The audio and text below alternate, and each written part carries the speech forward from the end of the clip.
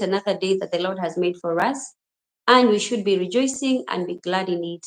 Today, here in our guest list on Health Desk with the nurse Zippy, we have our guest all the way from Australia who is a master, who is the holders of masters in nursing.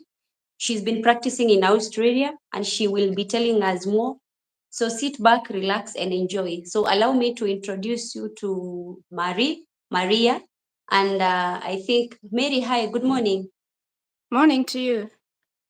I think I'll give you the floor. You introduce yourself and you take us through the process. Okay, as you've heard from ZP, my name is Marie or Maria. I'm a nurse in Australia. This is mental health nursing. That's where I practice. Yeah. All right. Okay. Yeah. Would you mind telling us maybe what have you been practicing, like as a who, like how did you start your journey in nursing in Australia? Did you start from Kenya or did you just start from the other side, like from Australia? How did you go about it? Okay, as for me, it's a bit different because when I came to Australia, I wasn't coming to do nursing. Basically, I was coming to join my family here. I'm a mother too, so I was coming to join my husband in Australia. So after coming here, I started with certificate three in nursing, and that's where you can do like carer jobs.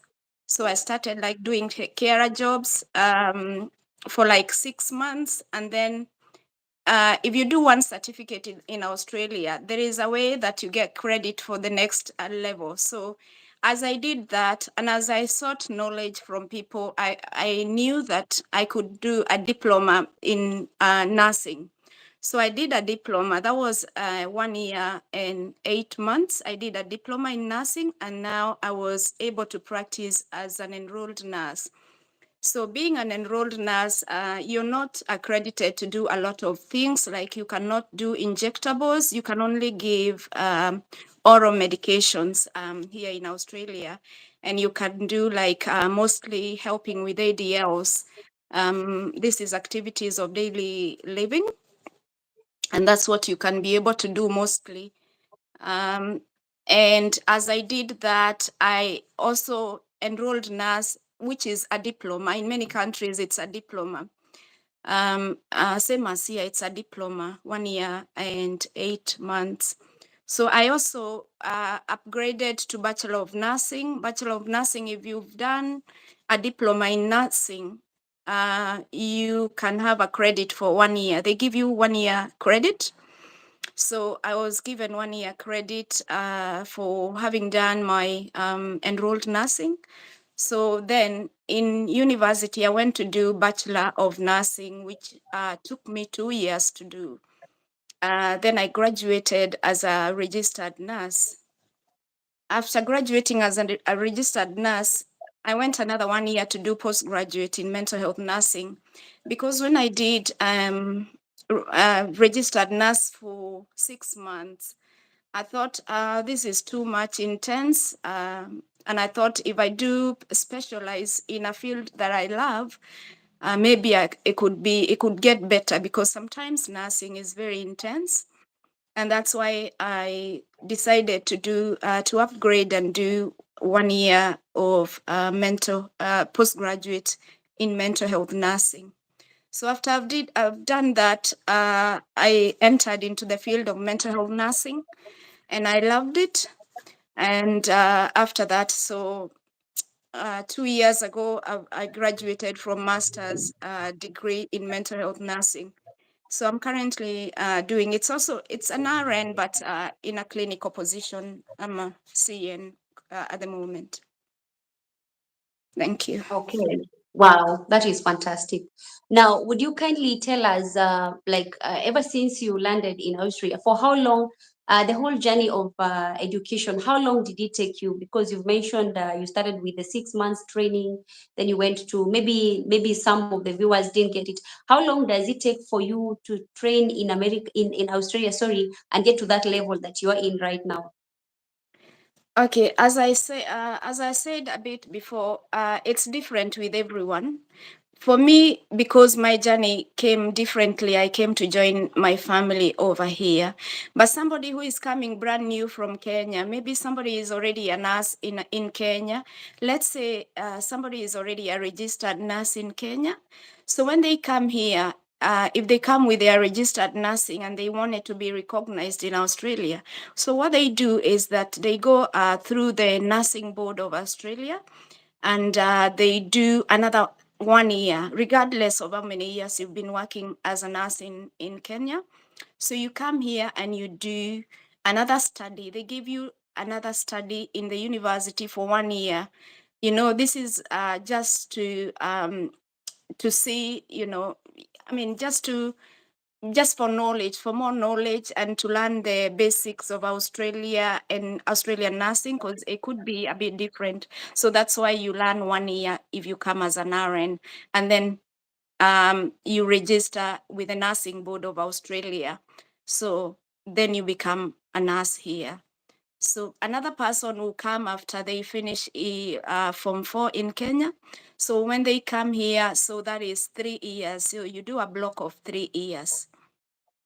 So another person would like to come and start doing diploma.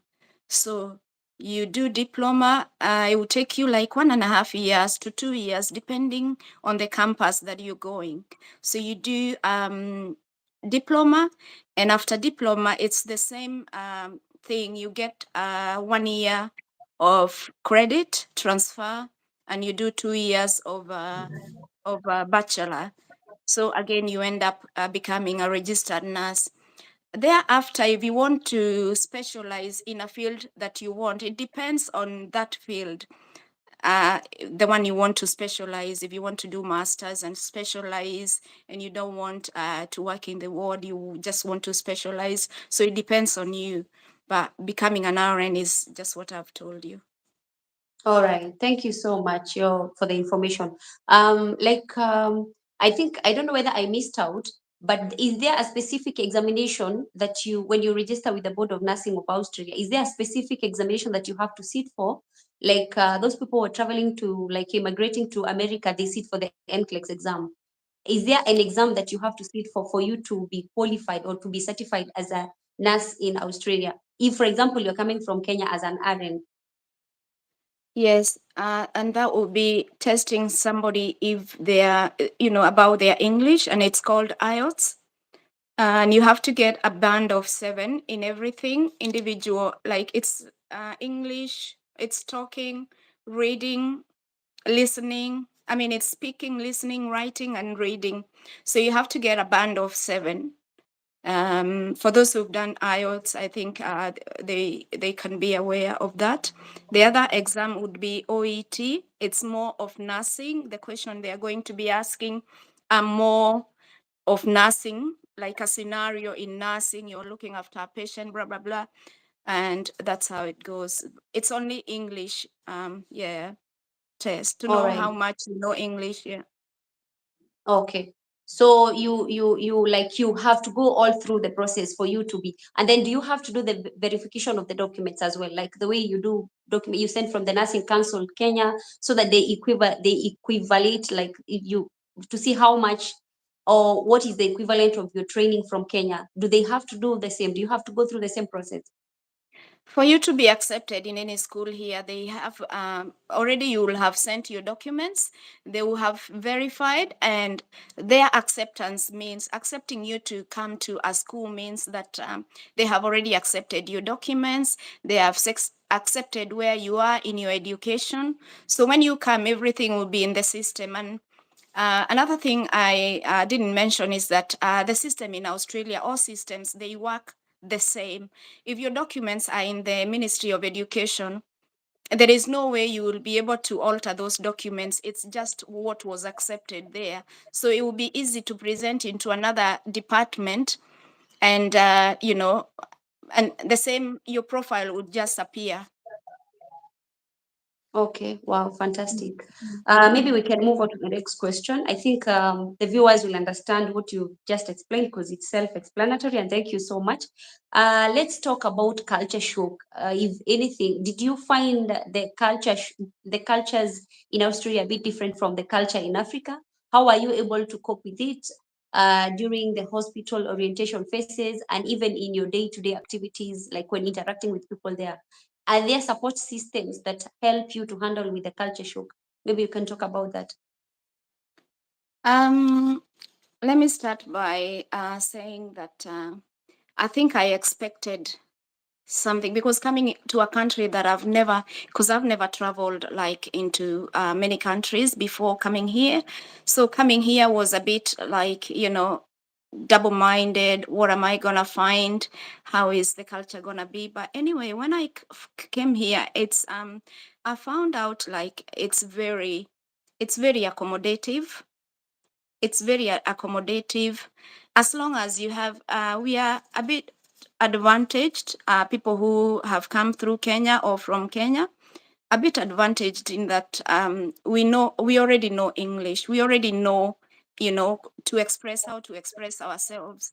And that is what is needed in this culture, really. If you know how to express yourself, it's gonna be very easy to maneuver in every way. So I think I would say it wasn't too much a shock to me because I've realized in Australia, as long as you speak what is in your heart, you don't keep stuff in your heart. You just speak up, and I think that helped a lot. Yeah, if you don't know something, you just ask, and people are very friendly here. The Australians, they are very friendly. They are always ready to help. In the hospital department, it was very easy also to maneuver, and especially bearing in mind that in Australia, there's always shortage of nurses, regardless of whether there are people going to school to study, there are always shortage of nurses. So let me say, I found a lot of acceptability in nursing. Yeah. One thing, I think because it's also my passion, I think it's also good to do a career that you have a passion for. I think it will also be heartbreaking or, not okay if you do something that you're not happy to do because everything you encounter, you will be seeing it from a negative perspective. For me, it was just the place that I want, the place that I've been wanting. So I think that's what I found comfort in nursing. Wow, that is good to hear. At least it's good that you got accepted and assimilated to the culture and the system very fast. We are happy for you. Maybe another question or another point that I would like you to clarify or maybe to talk about is how do you find it? Is it the best thing for you to invest back home? Because you find that so many Kenyans or so many Africans, when they move out of their origin country, most of them say that I'll go to America, I'll go to Australia, maybe Germany, Canada, maybe work for like 5 years, then come back home and invest. Or come back home and stay there like forever and ever. Like I don't want to stay there forever. I'll have to come back home at some point. What do you think? Is it wise you as an RN working in Australia to invest back homes in preparation for you to come back at some point, or it's wise for you to invest where you're currently based at, where you call home right now? What would you advise the new people who are in this journey? Um, this one will not really be advice, but I'll talk in a small perspective of what I think. Because when somebody comes here and thinking of going back there, it depends on what you're really looking for in your later life. Because one thing that anyway, we also invest here. We buy whatever you want to buy. You invest here too. But what the barriers are like, it's very expensive to invest here. Maybe that's why you see a lot of people going back home to invest. One thing I would like to point out is that it's really extremely expensive to invest here. And having said that, whatever small amount that you have, calculated in the money, money transfer back home, it's very easy to invest back home. So that's why you probably see a lot of people investing home. One is because life is also very expensive here. and very expensive even to own. Like you can't just buy a house in one day, because there is a plan for like 20 years, 30 years, and it's a hefty amount. So unlike back in Kenya, where you can just you can just buy out of pocket without even needing a mortgage. You can buy that land without needing a mortgage. So that's why people, instead of waiting until you get enough money to invest in Australia, people, it's wise, I think, also to invest back home. The other question you asked is about if somebody wants to live back, uh, to go back to Africa to retire in Africa. Also, that one would be individual, because some of us, like myself, I've got my children over here. So all my children are here. So um, later on, maybe would be okay if I go to visit. So to me, I would love to go visit, spend like 6 months over there, and then come back here, because that is the time my kids will be older. So I will also love the connection, because with them, if I ask them, they want to stay here. So you don't want to be disconnected to them. So it depends with somebody, really. Some of the people would like to go and spend their later life in Kenya, and some of others would like to just stay closer to their kids, closer to their family. I think that one depends on somebody, I think. Thank you. Okay. Wow. Thank you. I think so far so good. Mary, I think you would talk to a young nurse who is just graduating and is just thinking of starting the immigration process. Maybe you would tell us between UK, Canada, Australia, and America, which one would you advise a young nurse out there who feels like, I really want to move out of Africa, but I want to move as fast as I could? Because I mean, equally, life here is not easy. But again, when you look at the process of maybe these other places, it's a bit difficult because, like for the US immigration, it takes a bit of time. So, what would you advise? Would you advise somebody to come to Australia, Canada, UK? Like, which one would you find it best for somebody to migrate? Like, just those people who just graduated, like they don't have so much baggage and stuff. Like, they really need to move. Which one would you advise? Okay, I would first of all like to make a disclaimer here that whatever advice I'm going to make, it's not expert advice, but there is a lot of information online, and it's based on what I know and what I've been advising other people. If somebody has finished year 12, I would ask them to do a very good research on these countries, and the countries, the country at heart, the country they wish to visit, the country they wish to go and study in. So let them do a very good background check, do a research, see what country they love. If it's Australia, I think it's good to go by an agency. Don't use individuals, because we've had people being scammed of their money. It's good to find an agency. Uh, for example, there is a very good agency that I've used before, and it's worked well. And I'm not paid to talk about that agency. So there are agencies in Nairobi, Australian agencies. If you Google them, you will find these Australian agencies. They will take you step by step on what they need. The other thing is that immigration rules, they are tightening immigration rules now. So the earlier if somebody completes year 12, form 4, sorry, it's year 12 year. If somebody completes year form 4, it's good for them to not spend a big, a lot of time at home doing nothing, because you will be accountable for that time. They will ask you, what have you been doing this gap? What have you been doing? It can be an impediment of somebody being accepted to these universities. Usually when somebody completes year 12, it's good to straight away go to an agency. They will not ask you any money, but they will give you, it will be it will open your mind to know what you need to put in place, get your passport ready, get your results ready. And it's actually very easy. I would say it's very easy. If you have the right documents, it's very easy to immigrate to Australia, because to study, I mean, it's easy. Yeah. So that goes to those people who've just completed their Form 4. That's Maybe they want to somebody come in who's, Australia to study. yeah, if you've just Okay. completed. If you've been staying home for a long time, maybe somebody went and struggled, hustled, did business, or maybe went and did something else, and all of a sudden they're like, okay, let me think about immigrating to Australia and doing nursing.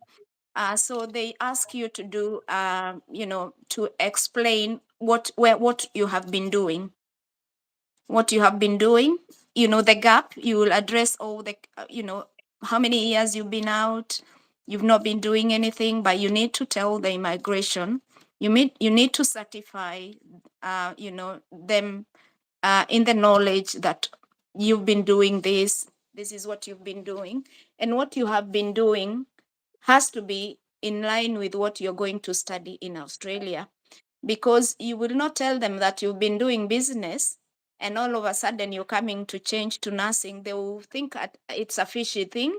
So it has to be, maybe you are doing something related to medical, you are probably volunteering in a clinic, or maybe you are working in a chemist or pharmacy, I mean, in the field of nursing. And then when you think of upgrading and studying nursing, so that is, it sounds relevant to what you're going to study. So they also look at things like that. Yeah, the other Okay. thing is what I said before. If somebody has already studied there, uh, even bachelor, you've done bachelor there and you're wanting to come and do upgrade and do RN here, so it goes the same way, as I said Okay. before. Mm. Oh, wow, that is so informative. Maybe because I think we are about to sum up our discussion, which is very informative. Maybe before we finish, you would like to tell us, now that you were born in Kenya, you were raised in Kenya, that is to be precise, in Africa, as in Africa. And now you're currently living in Australia. What is the healthcare system as, I mean, what is the state of the healthcare system in Australia as compared to the healthcare system in Africa, to be precise, Kenya? What would you advise, you as a Kenyan who is not living in Kenya, and you know what has been happening in our healthcare system? What kind of advice or what kind of an input would you like to give out there? Maybe you never know, it might be important to someone out there. Now, considering that you work in the health system as well. One thing is that healthcare in Australia is absolutely, it's incredible. That thing that I would like to say that, because when somebody falls ill here, they don't concentrate. They don't put money first. Let me say that, because even if I don't have maybe an insurance, I fall sick at home, I can call an ambulance and I will be here within maybe 10 minutes or even less, because the ambulance system here, they work, it's like Uber. You call them and everywhere there is ambulance, so they will be able to reach you very quickly. They will take you to the hospital. When you go to the hospital, no one is going to ask you for money. Have you got money for registration? You need to register for tests. So it's nothing like that. They treat you, they give you all the care, and they will ask you for money afterwards, after they've discharged you. So everything, the care they are going to give to you is the same care they are going to give to the VIP. So we are all equal in Australia, and the healthcare system is absolutely, it's incredible. Yeah, and An you can input also, maybe. pardon. Okay, go ahead. Go ahead. Go ahead. Yes, it's good, it's great. The healthcare system now here is fine, I would say. I mean, we probably have a few negatives, but what can I say is the negative really at the moment? I can't, having come from from a system that I know in my background, I can't compare this healthcare system in Australia with where I'm coming from. To me, it's everything. Yeah, it's, There's yeah. one thing. There's one thing that you mentioned, and I would really like to maybe you shed some light on it. when you say that the healthcare system is incredible in Australia, does it mean like back home, like where we are, it's not that good? Or what kind of input? What input would you like maybe to give out to? What kind of input would you give in terms of like this is where we need to improve as a country? This is where we need to improve, as in emulating the Australian healthcare system. What I do you think the think needs system to be changed? itself. I think the system, the functionality of the whole system needs to be changed. The policies also, because you can't change just a hospital's policy and you don't have a backup from the policies that govern it. You don't have a good policy from the government. I think all rotates even with the political field. I think everything has to go one on one to get everything going, because I think it's just like the fingers of a hand. There's one will not be able to survive without the other one. I think, yeah, I think it needs a lot of work to be done, unfortunately. Mm, Oh wow, thank you. yeah, Because of the interest of time, I know you're a busy person, like you need to go to work and everything. yeah. Maybe there's something you would feel like you really needed to talk it out. Maybe this is a chance, maybe you generally you talk about it. I don't know. Maybe just to tell the audience maybe what you feel currently about your nursing in Australia and what kind of like what are your expectations in future? Like, just a parting shot. As a parting shot, I would like to be general for people who are aspiring to venture in the field of nursing. Just to make sure that what they are doing is what they love in their heart, to be, the passion, because nursing can be it's a very complicated field. It can really be taxing. It can even be depressing, depending on how, on the expectations somebody had from the beginning. So I think it's good to have a passion first.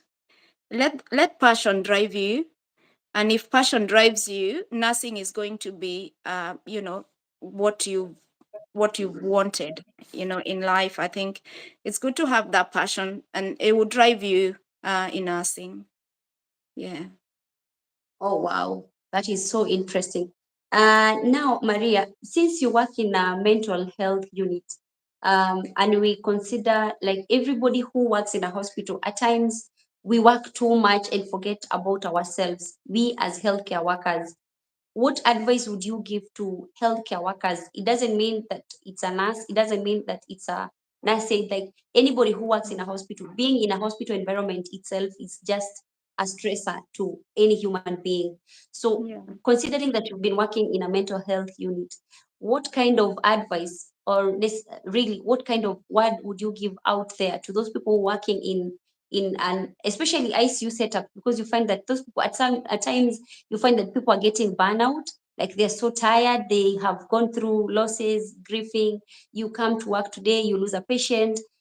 Before you even you're able to deal with that death, you lose another patient. Like it torments you every now and then. What kind of word would you give out there? How do we need to take care of our mental health now that you're in the right position to advise us? Maybe briefly, like how we need Yeah. to debrief ourselves and Mhm. stuff. I would say it's good to have me time, like to do self-care.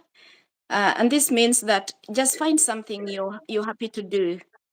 If you're happy going to gym, you're happy catching up with people, with a few friends for coffee, just do something that you love to do out of work. When you are at work, be that, good nurse, be that nurse at work. When you're out of work, also get a life out of work. You have to get a life and not just be enclosed. You find something to do, find something extra, maybe go hiking, find somebody good, have some coffee. Yeah. Have some time for yourself. Self-care time is good, I think. Yeah. Wow, That that will is help even the mental health. It will help in your breakdown. And also, before I forget, just find somebody you can talk to. Like here in Australia, it's very hard to find somebody one on one to talk to, but you can also find somebody you will be calling. You call somebody, just and maybe this is from your same profession as you are, Just tell them this is how I went with my shift last night. It was very terrible. It was this and this. After airing what you have, it will help. It helps to release the tension. It helps to relax you.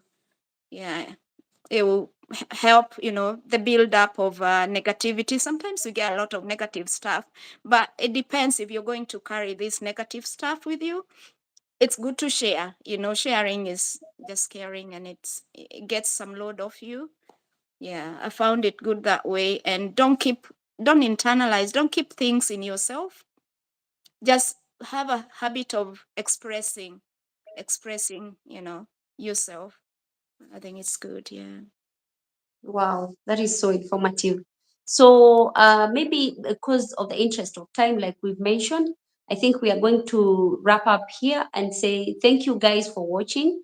If you want to reach out to Maria, she's based in, I think you should tell us where you're based in. I'm in South Australia, specifically Adelaide. Yeah. Maybe we'll have more sessions so that at least if we get to have a next session, we'll be talking about maybe the agencies that you're aware of that are assisting nurses to immigrate from Kenya to Australia. We'll get a session maybe probably next week, but one, so that at least you are in a position, because you're in a position to advise us on which agency do you think is best, because you've seen people working with it. Because like you mentioned there before, there are scammers online. You go to an agency, they just take your money. At the end of the day, they won't deliver what you really were looking for. So maybe we should have another session and talk about more of agencies. I don't know whether there are states or what factors you consider before settling down in a particular area in Australia. Is there such kind of a thing? Because maybe you I would think like to advise people on which site is better for you to settle down. If you're coming to Australia, how do I go about it? Like how do I just move from Kenya to Australia? It needs somebody to guide me. So maybe you're in a right position to advise us, and maybe like we should create time and talk about it. I don't know what you think about that.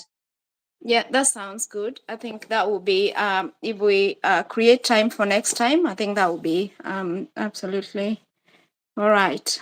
Mm. I'll Okay, be able to. okay. Yeah. Because there are All states right. here.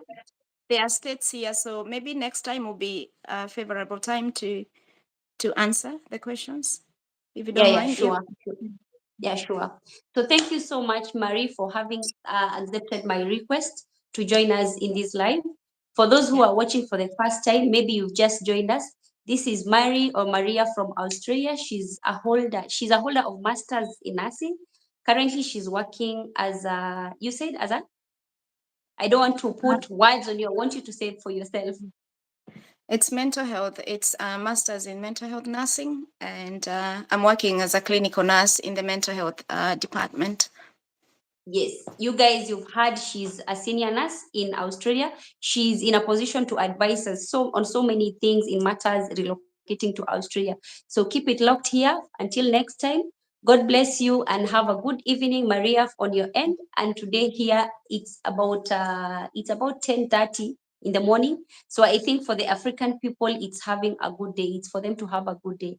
So until Yeah. next time, Maria, God bless you and have a nice Thank time. you. Thank Thank you. you so much. How? Bye. Bye bye. Okay. Yeah.